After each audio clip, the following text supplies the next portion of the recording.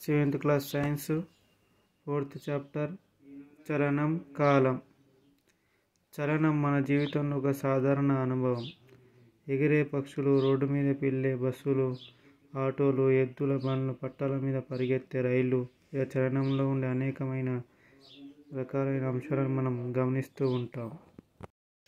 ఒక వస్తువు తన పరిసరాలను బట్టి ఒక నియమిత కాలంలో తన స్థానాన్ని మార్చుకున్నట్లయితే ఆ వస్తువును చలనంలో ఉన్నదని చెప్పవచ్చు.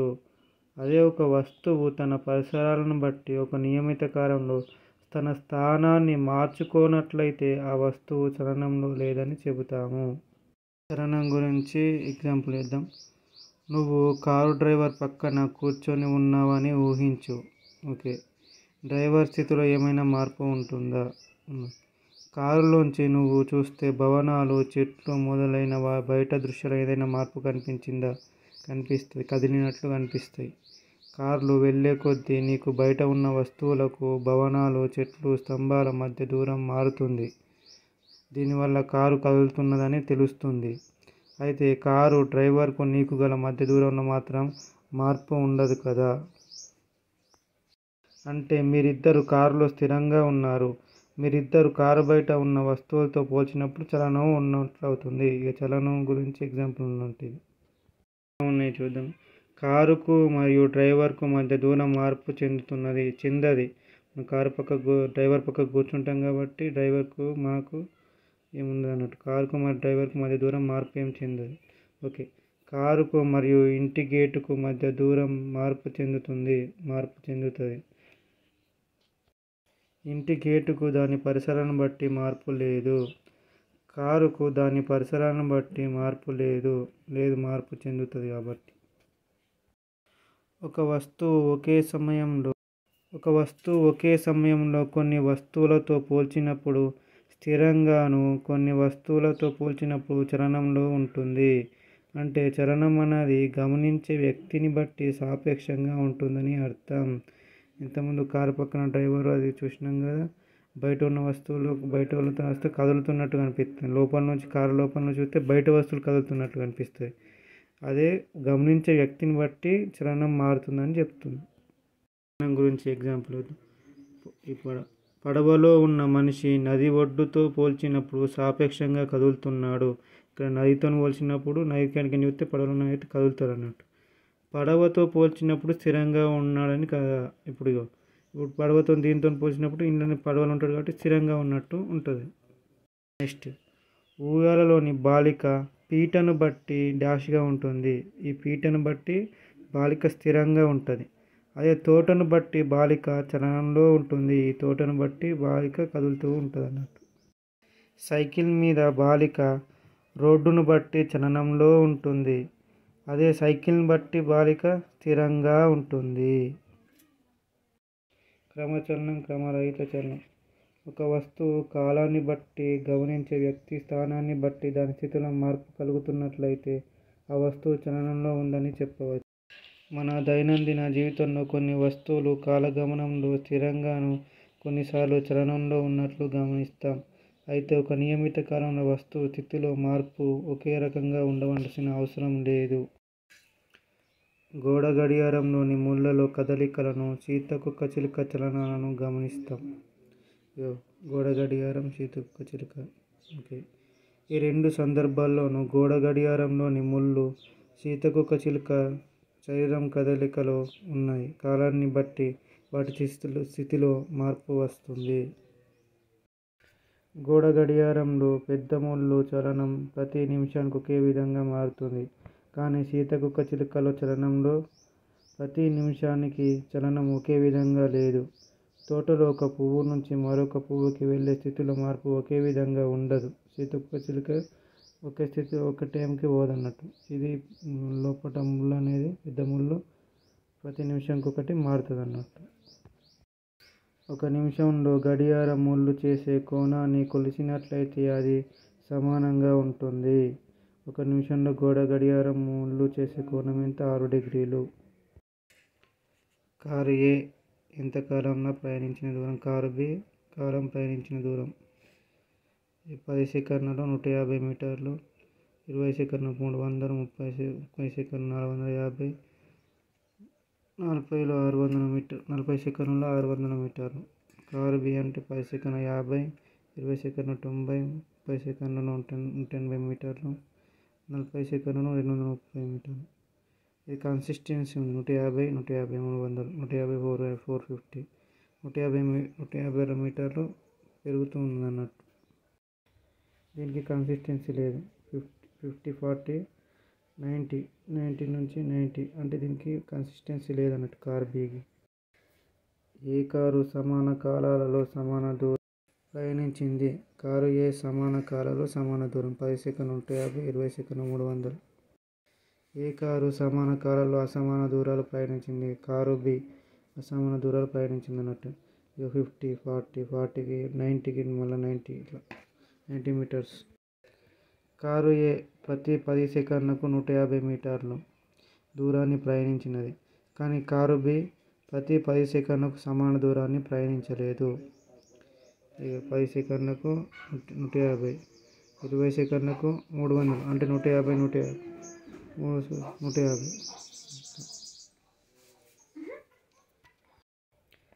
అది మొదటి 10 సెకన్లను 50 మీటర్ల దూరం, రెండో 10 సెకన్లకు 40 మీటర్ల దూరం, మూడో 10 సెకన్లకు 90 మీటర్ల దూరం, నాలుగో 10 సెకన్లకు 50 మీటర్ల దూరం ప్రయాణించింది. కారు బియ్యుడు మొదటి 10 సెకన్లలో 50 మీటర్లు, మళ్ళీ నెక్స్ట్ 10 సెకన్లు 20 సెకన్లు అంటే మళ్ళీ 10 సెకన్లు పెరిగిన తర్వాత 90 అంటే 40 మీటర్లు, మళ్ళీ నెక్స్ట్ 10 సెకన్లు పెరిగిన తర్వాత 180 మీటర్లు అంటే 90 మీటర్లు. అంతే కన్సిస్టెన్సీ లేదు. ఇది 10 సెకన్లు 150, మళ్ళీ నెక్స్ట్ 10 సెకన్లు మళ్ళీ 150 పెడతాం, మళ్ళీ నెక్స్ట్ 10 సెకన్లు మళ్ళీ 150. కనుక కారు ఏ చలనం ఒకే విధంగా ఉందని, కారు బి చలనం ఒకే విధంగా లేదని చెప్పవచ్చు. ఒక వస్తువు సమాన కాల వ్యవధులలో సమాన దూరాలు ప్రయాణిస్తే అది క్రమచలనంలో ఉన్నదని చెప్పవచ్చు. కారు ఏ సమాన కాల వ్యవధిలో సమాన దూరం ప్రయాణించింది కదా కారు ఏ, అది క్రమచలనంలో ఉన్నదని చెప్పవచ్చు. ఒక వస్తువు సమాన కాల వ్యవధిలో సమాన దూరాలు ప్రయాణించలేకపోతే అది క్రమరహిత చలనంలో ఉన్నదని చెప్పవచ్చు. కారు బి అది సమాన కాల వ్యవధిలో సమాన దూరం ప్రయాణించలేదు కాబట్టి క్రమరహిత చలనంలో ఉన్నదని చెప్పవచ్చు కారు బి. క్రమరహిత చలనాలను గుర్తించడం. గడియారంలో ముళ్ళ కదలిక అది క్రమచలనంలోనే ఉంటుంది. జనసమ్మర్దం గల ప్రదేశంలో సైకిల్ తొక్కుతున్న బాలుని చలనం, అది ఇష్టం ఉన్నట్టు దింపుతాడు, ఎటుమంది లేని దిక్కు అటు దింపుతాడు కాబట్టి క్రమరహిత చలనం. ఈగ చలనం క్రమరహిత చలనం.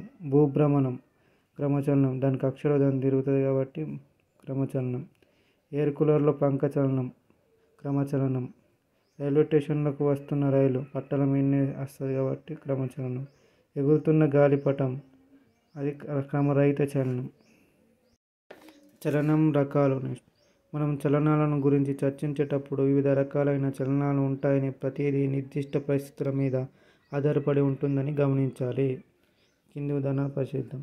ఒక తిన్నని రోడ్డు మీద ప్రయాణిస్తున్న కారు. రోడ్డు మీద ప్రయాణిస్తున్న కారు. నెక్స్ట్ సీలింగ్ ఫ్యాన్లో రెక్కల కదలిక, కుట్టు మిషన్లో పనిచేసే సూది కదలిక, గడియారంలోని లోలక చలనం.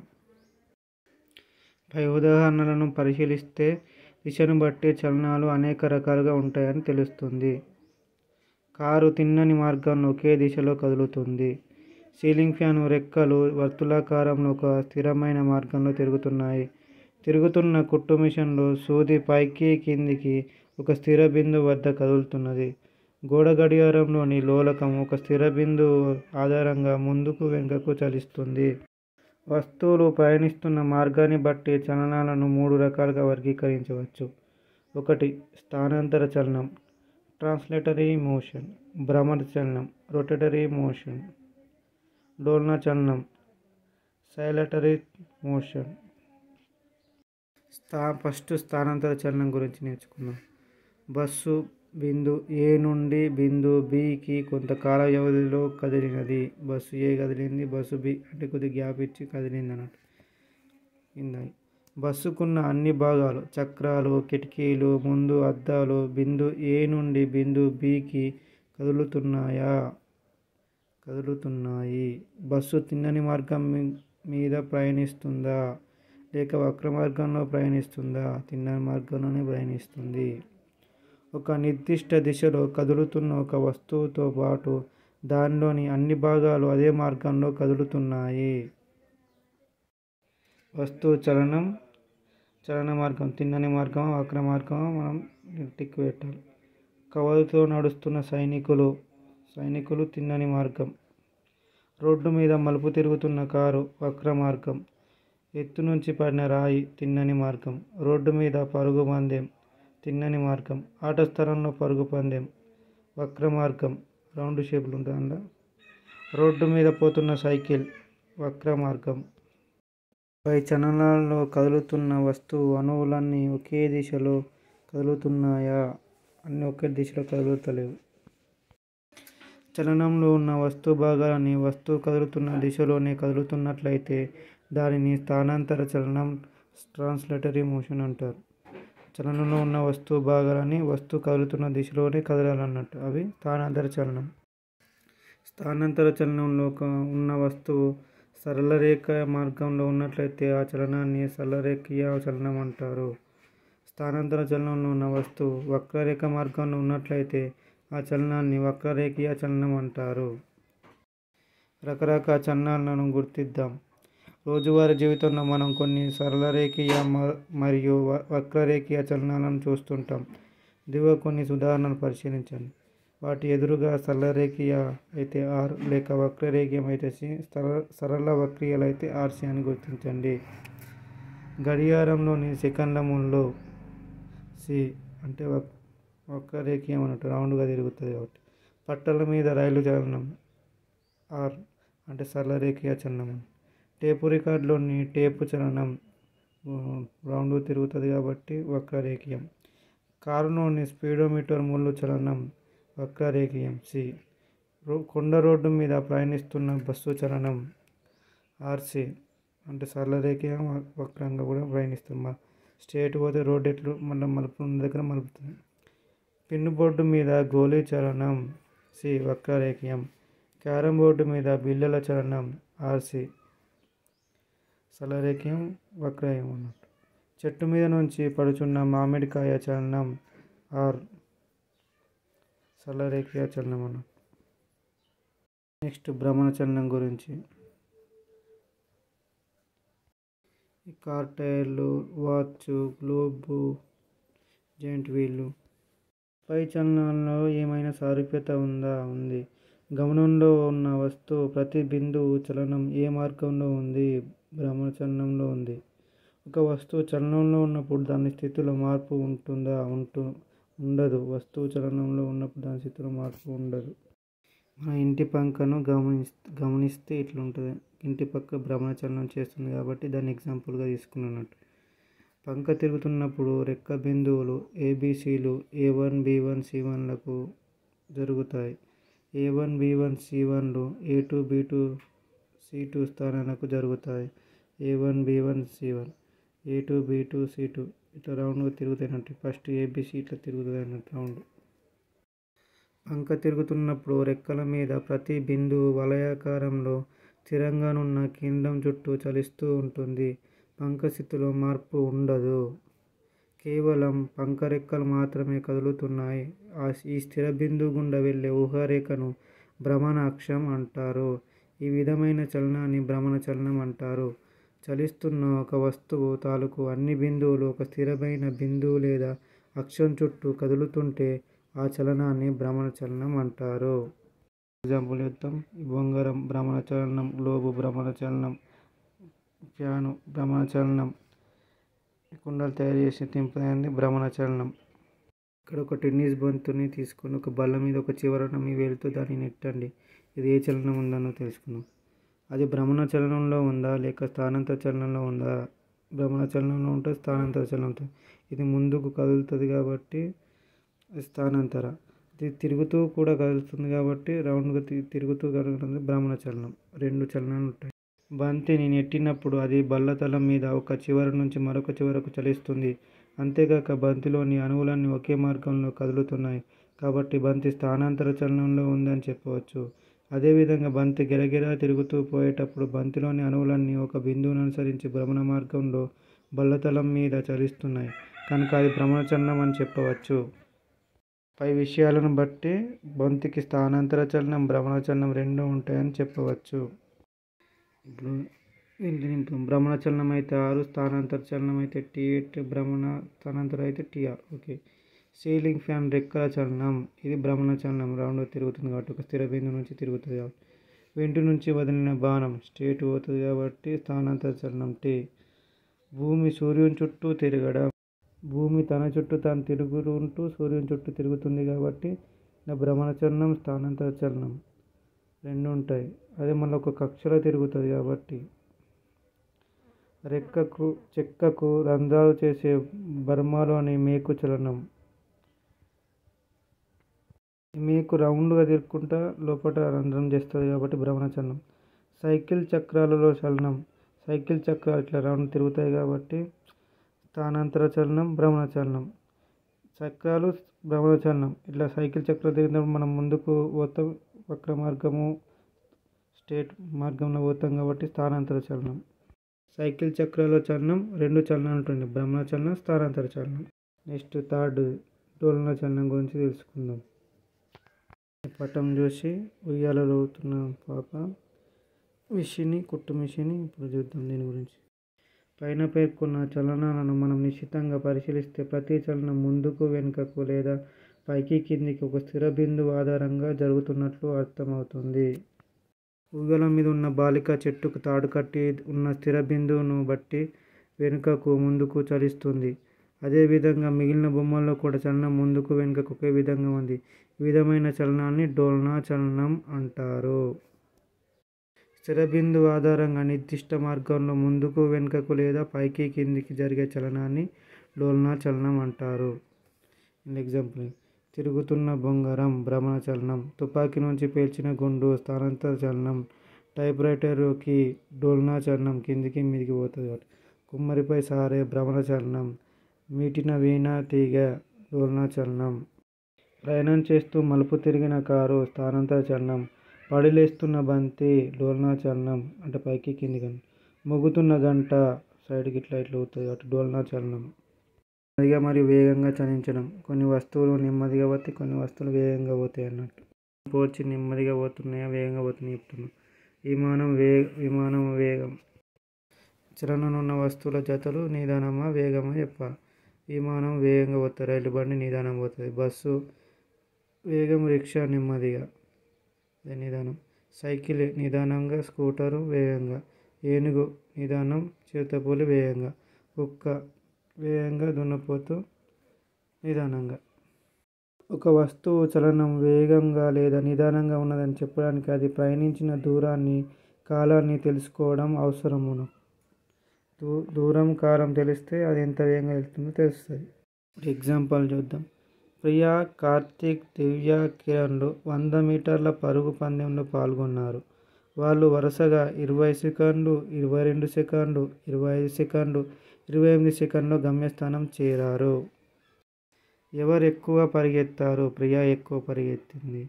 ఎవరు అతి నెమ్మదిగా పరిగెత్తారు? కిరణ్. ఇది ఎందుకు చూద్దాం. అందరూ సమాన దూరం 100 మీటర్లు పరిగెత్తారు, కానీ పరిగెత్తడానికి పట్టిన కాలాలు వేరువేరుగా ఉన్నాయి. ప్రియా అతి తక్కువ సమయం అంటే 20 సెకండ్లలో ప్రయాణించింది, అంటే ఆమె అతి ఎక్కువ వేగంతో పరిగెత్తిందని అర్థం. ఒక వస్తువు ఒక నియమిత కాలంలో ప్రయాణించిన దూరం ఆ వస్తువు ఎక్కువ వేగంతో ప్రయాణించిందో తక్కువ వేగంతో ప్రయాణించిందో తెలుసుకోవడానికి ఉపయోగపడుతుంది అన్నట్టు. కాలం గురించి నేర్చుకుందాం. ఇప్పుడు కొన్ని కాలం ఎక్కడెక్కడ వాడతాం. దయచేసి ఇప్పుడు సమయం ఎంత అయిందో చెప్తారా? దయచేసి వినండి. తిరుపతి హైదరాబాద్కి రావాల్సిన రైలు నిర్ణీత సమయానికి 1 గంట ఆలస్యం నడుస్తుంది. కాలం గురించి ఎగ్జాంపుల్ అన్నట్టు. అయితే కాలాన్ని వివిధ రకాలుగా ఉపయోగిస్తామని తెలుస్తుంది. సమయం చెప్పకుండా ఆలస్యం అని, చాలా ముందని అని కూడా అంటాం. మీకు తెలుసా, గంటలు నిమిషాల మాదిరిగానే వారం, పక్షం, నెల, ఋతువు ఆయనం అనేవి కూడా కాలాన్ని లెక్కించే పద్ధతులు. ఇసుక గడియారం, నీటి గడియారం, సన్‌డయల్ మొదలైనవి కాలాన్ని కొలవడానికి ఉపయోగించే తొలి పరికరాలు. దీంట్లో పక్షం, నెల, ఋతువు, ఆయనం. ఆయనం అనేది కాలాన్ని లెక్కించే పద్ధతిలో ఇస్తారు. దీని కింది వాటిలో సరికానిది అంటాడు. సో వారం, పక్షం, నెల, ఋతువు, ఆయనం అనేది కొత్త పదం. ఈ రోజుల్లో మనం కాలాన్ని లెక్కించడానికి వివిధ రకాల పనిముట్లను వాడతాం. ఎలక్ట్రానిక్ గడియారాలు, అంకెల గడియారాలు, డిజిటల్ క్లాక్స్, క్వార్ట్జ్ క్లాక్స్ గడియారాలు వాడుకలో ఉన్నాయి. కొన్ని దశాబ్దాల క్రితం లోలకం గల గడియారాలు వాడేవారు. అవి ప్రస్తుతం అరుదుగా కనిపిస్తాయి. వాచ్తో సమయాన్ని లెక్కగట్టడం. ఏవైనా రెండు సందర్భాల మధ్య సమయాన్ని ఖచ్చితంగా లెక్కగట్టడానికి స్టాప్ వాచ్ ఉపయోగిస్తారు. మీ పాఠశాల ప్రయోగశాలలో ఉన్న స్టాప్ వాచ్ని పరిశీలించండి. ప్రయోగశాలలో రసాయన చర్యలు జరిగే సమయం, లోలకం ఒక భ్రమణం చేయడానికి పట్టే కాలం మొదలైనవి తెలుసుకోవడానికి స్టాప్ వాచ్ని ఉపయోగిస్తాం. జాతీయ గీతం పాడడానికి ఎంత సమయం పడుతుందో తెలుసుకోండి. జాతీయ గీతం పాడడానికి 36 నుంచి 40 సెకండ్లు పడుతుంది. పాడే స్పీడ్ బట్టి ఎక్కడికి 36 నుంచి 40 సెకండ్లు పడుతుందన్నమాట. కాలానికి ప్రమాణాలు మోస్ట్ ఇంపార్టెంట్. సందర్భాన్ని బట్టి కాలాన్ని సెకండ్లలోనూ, నిమిషాల్లోనూ, గంటల్లోనూ తెలియజేస్తాం. కాలానికి మూల ప్రమాణం 1 సెకండ్. పెద్ద ప్రమాణాలు నిమిషాలు, గంటలు. అదే కాలం ప్రమాణాలు 60 సెకండ్లకు 1 నిమిషం, 60 నిమిషాలకు 1 గంట, 24 గంటలకు 1 రోజు, 365 డేస్కి 1 సంవత్సరం, 10 సంవత్సరాలకు 1 దశాబ్దం, 10 దశాబ్దాలకు 1 శతాబ్దం అంటే 100 సంవత్సరాలు, 10 శతాబ్దాలు అంటే 1 సహస్రాబ్దం అంటే మిలీనియం అన్నట్టు. కాలానికి ప్రమాణాలు మళ్ళీ ఒకసారి చూద్దాం. 60 సెకండ్లకు 1 నిమిషం, 60 నిమిషాలకు 1 గంట, 24 గంటలకు 1 రోజు, 365 రోజులకు 1 సంవత్సరం, 10 సంవత్సరాలకు 1 దశాబ్దం, 10 దశాబ్దాలకు 1 శతాబ్దం అంటే 100 సంవత్సరాలు అన్నట్టు, 10 శతాబ్దాలకు 1 సహస్రాబ్దం అంటే మిలీనియం. వేగం గురించి. కారులో వేగాన్ని తెలియజేయడానికి స్పీడోమీటర్ ఉంటుంది. అది కారు ఎంత వేగంగా ప్రయాణిస్తున్నది తెలియజేస్తుంది. సాధారణంగా స్పీడోమీటర్ వాహన వేగాన్ని గంటకు, ఓడోమీటర్ ప్రయాణించిన దూరాన్ని కిలోమీటర్లో తెలియజేస్తుంది. స్పీడోమీటర్ అంటే వేగము, ఇది ఓడోమీటర్ అంటే ప్రయాణించిన దూరం, ఎన్ని మీటర్లు, ఎన్ని కిలోమీటర్లు అన్నట్టు. 2 వాహనాల స్పీడోమీటర్ను చూడండి. ఏ వాహనం ఎంత ఎక్కువ వేగంతో ప్రయాణిస్తుందో గుర్తించండి. రెండిట్లలో ఏది తక్కువ ఏది ఎక్కువ చూడండి. దైనందిన జీవితంలో వస్తువులకు చలనంలో ఒకే విధమైన వేగం ఉండదు. ఒక వస్తువు వేగాన్ని చెప్పాలంటే దాని సరాసరి వేగాన్ని తెలుసుకోవాలి. ఒక వస్తువు వేగం సరాసరి వేగం. సగటు వేగాన్ని ఎలా లెక్కించాలి? సగటు వేగం ప్రయాణించిన మొత్తం దూరంపై ప్రయాణానికి పట్టిన మొత్తం కాలము. షార్ట్కట్ దూకవే అంటే దూరం కాలం వేగం అన్నట్టు. ఒక వస్తువు వేగాన్ని ఒక యూనిట్ కాలంలో ప్రయాణించిన దూరంగా నిర్వచించవచ్చు. వేగానికి ప్రమాణాలు. అవసరం, సందర్భాన్ని బట్టి వేగాన్ని వేర్వేరు ప్రమాణాల్లో లెక్కగడతారు. SI పద్ధతిలో వేగానికి ప్రమాణం సెకనుకు మీటర్ అంటే మీటర్ పర్ సెకండ్ అంటే సెకండ్ కాలంలో ఎన్ని మీటర్లు ప్రయాణించిందని అర్థం. వేరొక విధంగా వేగానికి ప్రమాణం గంటకు కిలోమీటర్లు, కిలోమీటర్ పర్ గంట అన్నట్టు. మీటర్లను సెకండ్లను మార్చుడు, సెకండ్లను మీటర్లను మార్చుడు చూద్దాం. 1 కిలోమీటర్ పర్ గంటని 5/18 మీటర్ పర్ సెకండ్ మార్చుడు అన్నట్టు. కిలోమీటర్లని మీటర్ పర్ సెకండ్ మార్చుడు. ఇది ఎట్లా మార్చిందో చూద్దాం. 1 కిలోమీటర్కు 1000 మీటర్లు, 1 గంటకు 3600 సెకండ్లు. 1 కిలోమీటర్ గంట కాబట్టి 1000 మీటర్లు బై 3600 సెకండ్లు. ఇది కొట్టుడు పోతే 5/18 మీటర్ పర్ సెకండ్ అవుతుంది. ఇది 1 కిలోమీటర్ గంట 5/18 మీటర్ పర్ సెకండ్. ఇది ఎట్లా తీసుకోవాలో కొందరు కన్ఫ్యూజ్ అవుతారు. అంటే కిలోమీటర్లు అంటే పెద్దది కాబట్టి ఇక్కడ చిన్నది తీసుకోవాలి. 5 అనేది చిన్న అంకె కాబట్టి కిలోమీటర్ పర్ గంట ఇట్లా పెద్దది ఉన్నది కాబట్టి చిన్నది 5/18. అదే ఇట్లా మీటర్ పర్ సెకండ్ ఇచ్చింది అనుకో, ఇప్పుడు చిన్నదిగా మీ అంటే చిన్నది కాబట్టి ఇక్కడ పెద్దది తీసుకోవాలి 18/5 అట్లా. 1 గంటకు 1 కిలోమీటర్ దూరం ప్రయాణిస్తే 18 సెకండ్లలో 5 మీటర్ల దూరం ప్రయాణిస్తామని అర్థం. 5/18 మీటర్ పర్ సెకండ్ ఉంది కదా, దాని అర్థం అన్నట్టు. వేగం గురించి ప్రశ్నలు లేదు. ఒక కారులో డ్రైవర్ పక్కన సీట్లో కూర్చున్న వ్యక్తి 10 నిమిషాలకు ఒకసారి ఓడోమీటర్లో ప్రయాణించిన దూరాన్ని నమోదు చేశాడు. ఇట్లా నమోదు చేశాడు చూద్దాం. 0 నిమిషాలలో ప్రయాణించిన దూరం 0 కిలోమీటర్లు, 10 నిమిషాలలో 15 కిలోమీటర్ల దూరం, 20 నిమిషాలలో 25 కిలోమీటర్ల దూరం, 30 నిమిషాలలో 38 కిలోమీటర్లు, 40 నిమిషాలలో 60 కిలోమీటర్లు. పై పట్టిక నుంచి కారు సమాన కాలంలో అంటే 10 నిమిషాలు సమాన దూరాలు ప్రయాణం చేయలేదని తెలిసింది కనుక కారు వేగం అసమానంగా ఉంది. కారు వేగాన్ని కనుక్కోవడానికి కారు ప్రయాణం చేసిన మొత్తం దూరం, కారు ప్రయాణానికి పట్టిన మొత్తం కాలాన్ని లెక్కలోకి తీసుకోవాలి. కారు ప్రయాణం చేసిన మొత్తం దూరం 60 కిలోమీటర్లు. ప్రయాణించిన మొత్తం దూరం 60 కిలోమీటర్లు.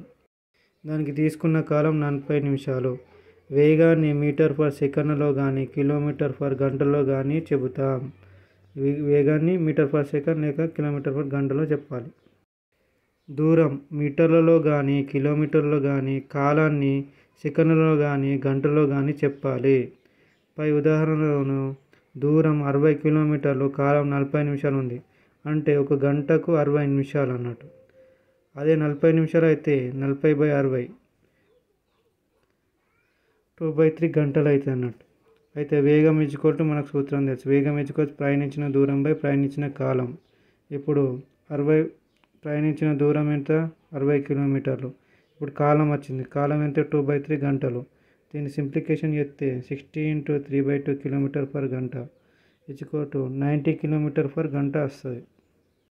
కనుక కారు 90 కిలోమీటర్ పర్ గంట సరాసరి వేగంతో ప్రయాణం చేసిందని తెలుస్తుంది. ఇప్పుడు దేని వేగం ఎక్కువ? బస్సు వేగం 72 కిలోమీటర్ పర్ గంట, కారు వేగం 12.5 మీటర్ పర్ సెకండ్. ఏ వాహనం ఎక్కువ వేగంతో వెళ్తున్నది? ఇవి రెండు సేమ్ ప్రమాణాలు ఉంటే చెప్పచ్చు. మనం రెండు సేమ్ ప్రమాణాలకు మార్చుకోవాలి. ఇప్పుడు వేగాలను పోల్చడానికి రెండు వేగాలు ఒకే ప్రమాణంలో ఉండాలి. బస్సు వేగాన్ని కిలోమీటర్ పర్ గంటలలో ఇచ్చారు. కారు వేగం మీటర్ పర్ సెకండ్లో ఉంది. వేగాన్ని పోల్చడానికి ఒకదాని వేగం రెండో దాని వేగం ప్రమాణంలోకి మార్చుకోవాలి. అయితే బస్సు వేగం 72 కిలోమీటర్ పర్ గంట, కారు వేగం 12.5 మీటర్ పర్ సెకండ్.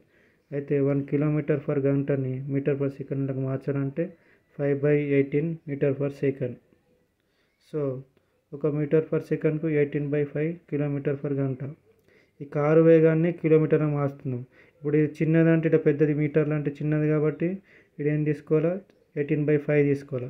18/5 × 12.5 మీటర్స్.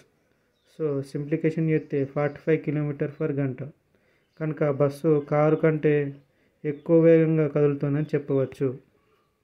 మనం రోజువారీ జీవితంలో చలనం ఒక సాధారణ అనుభవం. మనం ఏం నేర్చుకున్నాంలో ఒక వస్తువు తన పరిసరాలను బట్టి నియమిత కాలంలో స్థానాన్ని మార్చుకున్నట్లయితే ఆ వస్తువు చలనంలో ఉన్నదని, మార్చుకున్నట్లయితే చలనంలో లేదని చెప్పవచ్చు. చలనాలు 3 రకాలు. అవి స్థానాంతర చలనం, భ్రమణ చలనం, డోలన చలనం. ఎలక్ట్రానిక్ గడియారాలు, అంకెలు గడియారాలు మొదలైన సాధనాలను ఉపయోగించి మనం కాలాన్ని లెక్కిస్తాం. వాహనం వేగాన్ని తెలుసుకోవడానికి స్పీడోమీటర్ను ఉపయోగపడుతుంది. వేగాన్ని తెలుసుకోవడానికి స్పీడోమీటర్, దూరాన్ని తెలుసుకోవడానికి ఓడోమీటర్. SI పద్ధతిలో వేగానికి ప్రమాణం సెకండ్కు మీటర్ అంటే మీటర్ పర్ సెకండ్. అంటే సెకండ్ కాలంలో ఎన్ని మీటర్లు ప్రయాణించింది అని అర్థం. వేరొక విధంగా వేగానికి ప్రమాణం గంటకు కిలోమీటర్ అంటే కిలోమీటర్ పర్ గంట. ఇప్పుడు అభ్యాసాన్ని మెరుగుపరుచుకుందాం. కింది వాక్యాలు సత్యం లేదా అసత్యం రాయండి. సత్యవాక్యాన్ని సత్యవాక్యంగా మార్చి రాయండి. ఒకే విధమైన పరిసరాలకు ఒక వస్తువు ఒకే సమయంలో నిశ్చల స్థితిలోనూ చలనంలోనూ ఉంటుంది. రైట్. కదులుతున్న విమానంలో ఉన్న ప్రయాణికుడు విమానాశ్రయానికి నిశ్చల స్థితిలోనూ తోటి ప్రయాణికులకు చలనంలో ఉంటాడు. ఇది రాంగ్. తోటి ప్రయాణికులకు కూడా చలనంలో ఉండడు, నిశ్చల స్థితిలోనే ఉంటాడు అన్నట్టు. కదులుతున్న రైలు చక్రాలు భ్రమణ చలనంలోనూ స్థానాంతర చలనంలోనూ ఉంటాయి. రైట్. అవి చక్రాలు తిరుగుకుంటూ ముందడికి పోతాయి కాబట్టి భ్రమణ చలనం, స్థానాంతర చలనం. రెండోది, జాన్ ఒక దారానికి చివర రాయి కట్టి దాన్ని గిరగిరా తిప్పాడు. దాని ఏ చలనాలు ఉంటాయో రాయండి. భ్రమణ చలనం ఉంటాయి, చివర రాయి కట్టి గిరగిరా తిప్పుతాడు. బట్టలు కుట్టే మిషన్లో కింది ఏ వస్తువులకు చలనం ఉంటుందో చెప్పండి. మూడోది చక్రంకు భ్రమణ చలనం, రౌండ్గా తిరుగుతుంది కాబట్టి స్థిర బిందువు నుంచి. సూది పైకి కిందికి తిరుగుతుంది కాబట్టి డోలన చలనం. కుట్టే బట్టని మనం వక్రంగా ముందుకు వక్రంగా ఇట్లా రౌండ్గా అటు ఇటు అంటాం కాబట్టి స్థానాంతర చలనం ఉంటుంది బట్టకు. ఫోర్త్ది, ఈ కింది వాటన్నింటిలో సామాన్యంగా ఉన్న చలనం ఏమిటి? హెలికాప్టర్లోని ప్రొపెల్లర్, గడియారంలో నిమిషాలములో నడుస్తున్న కారు చక్రం చలనాలన్నీ భ్రమణ చలనాలే.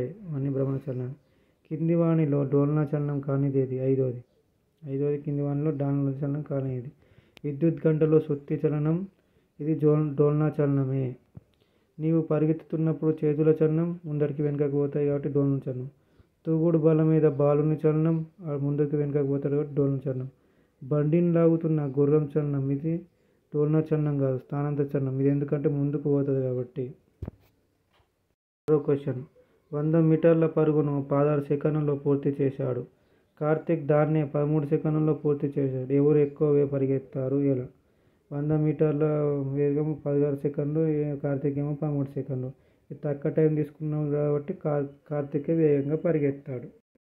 7th క్వశ్చన్, న్యూఢిల్లీ నుంచి రైలు హైదరాబాద్ వస్తుంది. అది మొదట 420 కిలోమీటర్ల దూరాన్ని 7 గంటల్లో, తర్వాత 360 కిలోమీటర్ల దూరాన్ని 6 గంటల్లో చేరింది. ఇప్పుడు 420 కిలోమీటర్ల దూరాన్ని 7 గంటలు, 360 కిలోమీటర్ల దూరాన్ని 6 గంటల్లో. మనం ఇప్పుడు ఫార్ములా తెలుసు, అంటే వేగం కాల దూకవే. మన ఫార్ములా ఏంటి? దూకవే అంటే వేగం కావాలి కాబట్టి దూరం బై కాలం. సో దూరం ఎంత? 420 బై కాలం ఎంత? 7. కిలోమీటర్ గంటలలో ఇచ్చింది కాబట్టి దాన్ని మార్చుకునే అవసరం లేదు. So 7 6 42 60 kilometres. అలాగే 360 బై 6 అంటే 60 కిలోమీటర్. అంటే సేమ్ కిలోమీటర్లలో పోతుంది అన్నట్టు. అది సెకండ్. గోపి కార్ల పందెంలో పాల్గొన్నాడు. అతడు మొదటి గంటలో 70 కిలోమీటర్ల వేగంతో, రెండో గంటలో, మూడో గంటలో అంతే వేగంతో కారును నడిపాడు. ఇదే వేగం అన్నట్టు. మొదటి సందర్భంలో ఇంతే వేగం 64 కిలోమీటర్ పర్ గంట. రెండో సందర్భంలో కూడా 74 కిలోమీటర్ అంతే వేగంతో సేమ్ వేగం అంటాం. అయితే కింది వాటిలో సరైనది ఏదంటాం? ఫస్ట్ది, ఒకే విధమైన చలనానికి ఉదాహరణలు. ఒకే విధంగా లేని చలనానికి ఉదాహరణలు. ఒకే విధంగా లేని చలనానికి ఉదాహరణలు. ఒకే విధంగా ఉన్న చలనానికి ఉదాహరణలు. యుద్ధం. 1, 2 ఒకే విధంగా ఉన్న చలనాలకు ఉదాహరణలు. ఇవన్నీ ఒకే విధంగా ఉన్నాయి కదా. ఇది 60 కిలోమీటర్ల వేగంతోనే ప్రయాణిస్తుంది. ఇది ఒకే వేగం 70 కిలోమీటర్. 1 గంటలైనా 2 గంటలైనా ఇదే 70 కిలోమీటర్స్. ఇది మొదటిది అంతే 60 కిలోమీటర్లు, తర్వాత కూడా అదే 60 కిలోమీటర్లు. సో ఇది 1, 2 ఏమవుతుంది? ఒకే విధమైన చలనానికి ఉదాహరణలు అన్నమాట. 8. చలనంలో ఉన్న ఒక సైకిల్లో వివిధ భాగాల చలనాన్ని గురించి రాయండి. ఓకే, చక్రం చలనంలో ఉంటుంది. ఏంటిది? భ్రమణ చలనం. సైకిల్ గోల్స్ భ్రమణ చలనం. పెడల్ దాని భుజముతో ముందరికి వెనుకకి ఇట్లా తిరుగుతుంది కాబట్టి దీంట్లో డోలన చలనం ఉంటుంది. పెడల్ మీద కాలి చలనం మీద రౌండ్గా తిరుగుతుంది భ్రమణ చలనం. సైకిల్తో పాటు సైకిల్ తొక్కేవాడి చలనం రౌండ్గా తిరుగుతాడు కాబట్టి భ్రమణ చలనం. కింది వాటి వివరణలో సరైనది. 9. కింది వివరణలో సరైనది ఏది అని. కాలానికి మూల ప్రమాణం సెకను. రైటే. ఓకే. ప్రతి వస్తువు చలనం ఒకే విధంగా ఉండదు. ప్రతి వస్తువు చలనం ఒకే విధంగా ఉండదు. 2 కార్లు ఒకే దూరాన్ని 5 నిమిషాలలో 2 నిమిషాలలో ప్రయాణం చేశాయి. రెండవ కారు వేగంగా వెళ్తుంది ఎందుకంటే అది తక్కువ కాలం తీసుకున్నది. కరెక్టే. తక్కువ కాలం తీసుకుంది కాబట్టి 2 నిమిషాలలో పోయిందన్నట్టు. కారు వేగం గంటకు కిలోమీటర్లలో చెబుతాం. రైటే. కారు వేగం గంటకు కిలోమీటర్లో చెప్తాం. నెక్స్ట్ 10వ క్వశ్చన్. ఎస్ఐ పద్ధతిలో వేగానికి ప్రమాణం మీటర్ ఫర్ సెకండ్ అన్నట్టు. అంటే 1 సెకండ్లో మీటర్ దూరం ప్రయాణిస్తుంది. Meter per second. వేగం, దూరం, కాలంల మధ్య సంబంధం. ఇప్పుడే మనకు సూత్రం నేర్చుకున్నాం. వేగం, దూరం మధ్య కాలం. దూకవే. దూ = కా ఇంటూ వే. అంటే అందులో వేగం ఇటు తీసుకుంటే వేగం = దూరం బై కాలం. వే = దూ బై కా. Next 12వ question. 2 రైల్వే స్టేషన్ల మధ్య దూరం 240 కిలోమీటర్స్. ఒక రైలు ఈ దూరాన్ని 4 గంటల్లో ప్రయాణించింది. అయినా రైలు వేగం ఎంత? 12th answer. దూరం ఈక్వల్ టు 240 కిలోమీటర్లు, కాలం ఈక్వల్ టు 4 గంటలు. అయితే మనకు ఫార్ములా తెలుసు, వేగం ఈక్వల్ దూరం బై కాలం. దూరం ఎంత? 240 కిలోమీటర్లు. కాలం ఎంత? 4 గంటలు. ఈ కిలోమీటర్లు గంటలు మార్చింది ఇచ్చారు కాబట్టి, పెద్ద ప్రమాణాలు ఇచ్చింది కాబట్టి దీన్ని మార్చుకోవాల్సిన అవసరం లేదు. ఓకే, ఇప్పుడు 4 6 24 0 పోతే 60 kilometer per hour, 60 kilometer per గంట అన్నట్టు. రైలు వేగం 60 కిలోమీటర్ పర్ గంట అన్నట్టు. అంటే రైలు గంటకు 60 కిలోమీటర్లు ప్రయాణిస్తుంది అన్నట్టు. ఇప్పుడు 13వ క్వశ్చన్. ఒక రైలు గంటకు 180 కిలోమీటర్ల వేగంతో వెళ్తుంది. 4 గంటలు అది ఎంత దూరం ప్రయాణిస్తుంది అన్నాడు. అది చూద్దాం.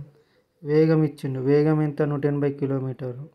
కాలం ఇచ్చిండు 4 గంటలు. కిలోమీటర్ పర్ గంట ఇచ్చింది కాబట్టి మనం మార్చుకోవాల్సిన అవసరం లేదు. ప్రమాణాలకు సేమ్ ప్రమాణాలే ఉన్న కిలోమీటర్ పర్ గంటలో కొలుస్తాం కదా.